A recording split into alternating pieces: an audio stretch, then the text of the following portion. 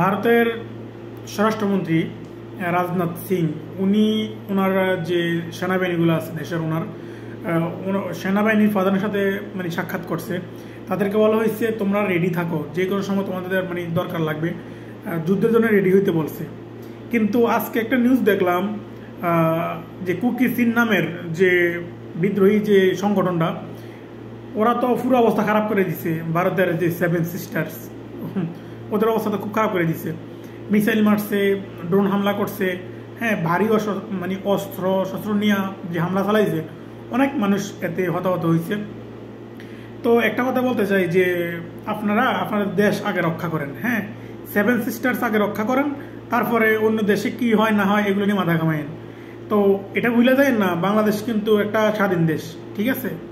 আমরাও কিন্তু আর হাত গুটে বসে থাকতাম না, হ্যাঁ, আমাদেরও প্রশাসন আছে, দেশের সরকার আছে।